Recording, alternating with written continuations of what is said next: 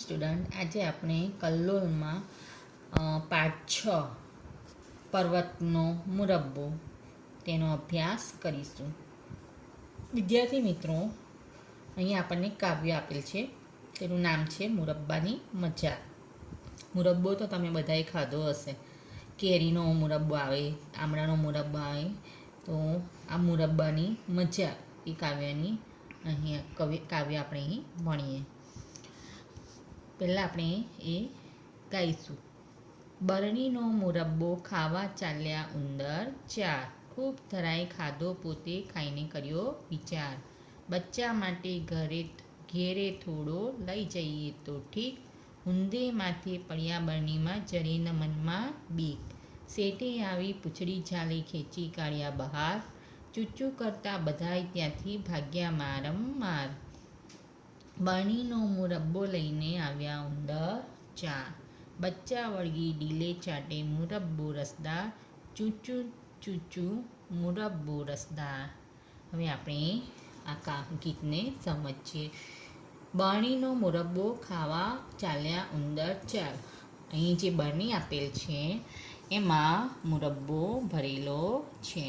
તો આ મુરબ્બો ખાવા માટે ચાર ઉંદરો ચાલ્યા. એટલે કે બરણીનો મુરબ્બો ખાવા ચાલ્યા ઉંદર ચાર. બરણીમાં જે મુરબ્બો હતો તેને ખાવા માટે ચાર ઉંદરો ચાલ્યા. ખૂબ ધરાઈ ખાધો પોતે ખાઈને કર્યો વિચાર. પહેલાં તો તેઓએ શું કર્યું? પોતે પેટ ભરીને ખાઈ લીધો. ધરાઈને ખાધો એટલે કે પેટ ભરીને ખાઈ લીધો. અને ખાઈને પછી કર્યો વિચાર. ખાઈને પછી એવો વિચાર કર્યો કે બચ્ચા માટે ઘેરે થોડો લઈ જઈએ તો ઠીક. એવું કે છે કે બચ્ચાની માટે, ઘરે જે બચ્ચા છે તેના માટે થોડો લઈ જઈએ તો સારું. ઊંધે માથે પડ્યા બરણીમાં જરીના મનમાં બીક. હવે એવો વિચાર કર્યો અને જેવા બરણીની અંદર લેવા માટે નીચા નમ્યા તો શું થયું? એ ઊંધા માથે બરણીની અંદર પડી ગયા. તોય એમના મનમાં કશો ડર ન હતો. શેઠે આવી પૂંછડી ઝાલી ખેંચી કાઢ્યા બહાર. ત્યાં જ ઘરનો જે માલિક હતા, શેઠ હતા, તેમણે શું કર્યું? તેમની પૂંછડીને પકડી અને એ લોકોને બહાર કાઢ્યા. ચૂચું કરતા બધાય ત્યાંથી ભાગ્યા મારંમાર. ને જેવા તેમને બહાર કાઢ્યા તો તેઓ ચૂચું કરતા ત્યાંથી ભાગવા માંડ્યા. બરણીનો મુરબ્બો લઈને આવ્યા ઉંદર ચાર. અને તેઓ સાથે શું લેતા આવ્યા?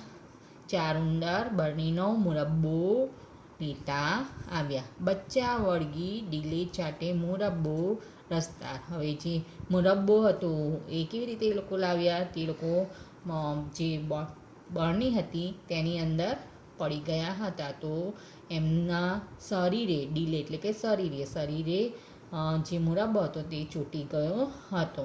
તો જે તેમના બચ્ચા હતા તે તેમના શરીરને ચાટીને જે મુરબ્બો હતો તે ખાતા હતા. રસદાર મુરબ્બો ખાતા હતા. ચૂચું મુરબ્બો રસદાર. અને ખાતા ચૂચું કરતા હતા ને શું કહેતા હતા? મુરબ્બો કેવો છે? રસદાર છે.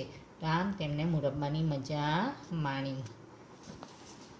વિદ્યાર્થી મિત્રો, અહીંયા આપણને જે જુદા જુદા પાત્ર આપેલ છે તેને આપણે ઓળખવાના છે. એને આપણે ક્યાં જોઈએ છીએ અને ક્યારે જોઈએ છીએ તે દર્શાવવાનું છે. કોને કોને ઓળખો છો તમે? ક્યારે જુઓ છો અને ક્યાં જુઓ છો? કોઈ એકનું પાત્ર ભજવું. અહીંયા તમને માટલા કુલ્ફીવાળો બતાવેલો છે. અહીંયા લખ્યું છે કોણ છે?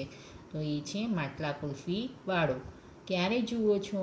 તો તમે એને બપોરે જુઓ છો. ક્યાં જુઓ છો? તો શેરીઓમાં જોઈએ છીએ. તો આપણે અહીંયા શેરીઓમાં લખીશું. ત્યાર પછી અહીંયા બીજું ચિત્ર છે શાકભાજીવાળાનું. કોણ છે? તો શાકભાજીવાળો. ક્યારે જુઓ છો? તો સવારે આપણે જોઈએ છીએ, બપોરે જોઈએ છીએ, સાંજે જોઈએ છીએ. તો લખીશું સવાર, બપોર, સાંજ. ક્યાં જુઓ છો? તો શાક માર્કેટમાં આપણે તેને જોઈએ છે. ત્યાર પછી કોણ છે? પોલીસ. કોણ છે? તો પોલીસ. ક્યારે જુઓ છો? તો આપણે તેને ગમે તે સમયે જોઈએ છીએ. ક્યાં જોઈએ છે? તો ક્યાં જુઓ છો? પોલીસ સ્ટેશનમાં. ક્યાં જોઈએ છે આપણે? પોલીસ સ્ટેશનમાં ગમે તે સમયે આપણે તેને જોઈએ છે. ત્યાર પછી કોનું ચિત્ર આપેલ છે? કોણ છે? તો મજૂર. ક્યાં જુઓ છો? તો આપણે તેને દિવસ દરમિયાન જોઈએ છે, દિવસે જોઈએ છે. ક્યાં જુઓ છો? તો કોઈ પણ બાંધકામ થતું હોય તો ત્યાં બાંધકામના સમયે આપણે તેને જોઈએ છે. ત્યાર પછી અહીંયા કોનું ચિત્ર આપેલ છે? કોણ છે? તો દૂધવાળો. ક્યારે જુઓ છો? તો સવારે સાંજે આપણે તેને જોઈએ છે. ક્યાં જુઓ છો? તો શેરીઓમાં આપણે જોઈએ છે. ત્યાર પછી કોનું ચિત્ર આપેલ છે? કોણ છે? તો છાપાવાળો. ક્યારે જુઓ છો? સવારે જોઈએ છે. ક્યાં જોઈએ છે? તો ઘરની પાસે આપણે તેને જોઈએ છીએ. હવે વિદ્યાર્થી મિત્રો, અહીંયા આપણને ચિત્ર આપેલ છે. કયું ચિત્ર આપેલ છે? તમે અહીંયા જોઈ રહ્યા છો. અહીં અમૃત કાકા છે તે અહીંયા બજાર આપેલ છે. કયું બજાર છે? પૃથ્વીપુરનું બજાર આપેલ છે. હવે અહીં અમૃત કાકા છે તે તેમના બળદને લઈને જઈ રહ્યા છે. બળદ જે છે ગુસ્સામાં છે અને પોતાનું અમૃત કાકાના હાથમાં ઝાલેલું જે દોરડું છે એ છોડાવીને ભાગવા માંડે છે.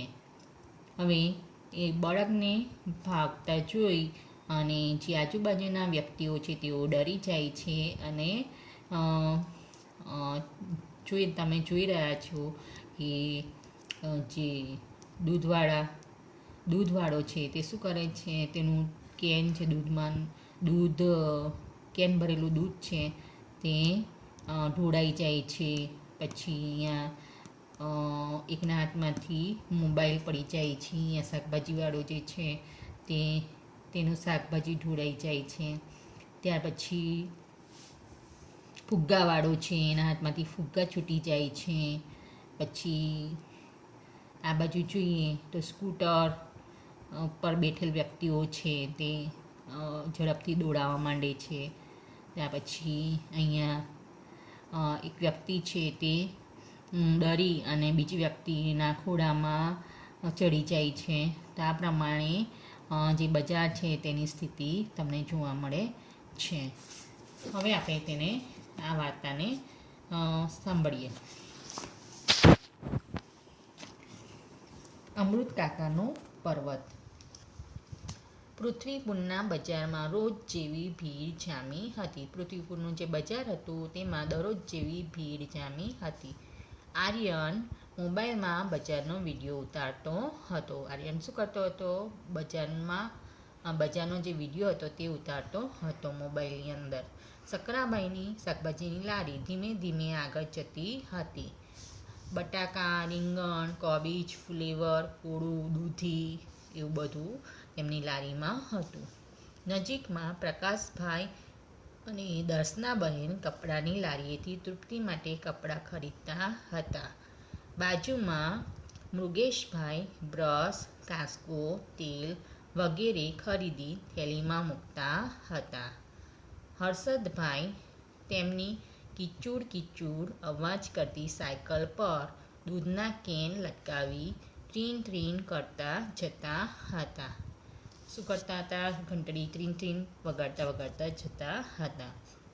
પાર્થેશભાઈ, પ્રેમીલાબહેન અને હર્ષવર્ધનના ભારથી સ્કૂટર દબાઈ ગયું હતું. શ્રીધરભાઈ ફુગ્ગા લઈ બજાર વચ્ચે ઊભા હતા. ચંદ્રકાંત ચાવાળાની દુકાને તો ટોળું જ હોય. ત્યાં જ અમૃત કાકાનો બળદ બજારમાં ઘૂસ્યો. તેનું ડુંગર જેવું મોટું શરીર જોઈ કાકાએ નામ પાડેલું પર્વત. તેનું શરીર કેવું હતું? ડુંગર જેવું મોટું. એટલે અમૃત કાકાએ તેનું નામ શું પાડ્યું હતું? પર્વત. જેવું એનું નામ તેવું એનું કામ. એનું નામ તેવું જ એનું કામ. કાકાના હાથમાંથી દોરડું છોડાવી એ તો દોડ્યો બજારમાં. એ જાય એટલે એ કાકાના હાથમાંથી દોરડું છોડાવી અને બજારમાં દોડ્યો. અને એને જોઈને બજારમાં શું થઈ ગઈ? નાસભાગ મચી ગઈ.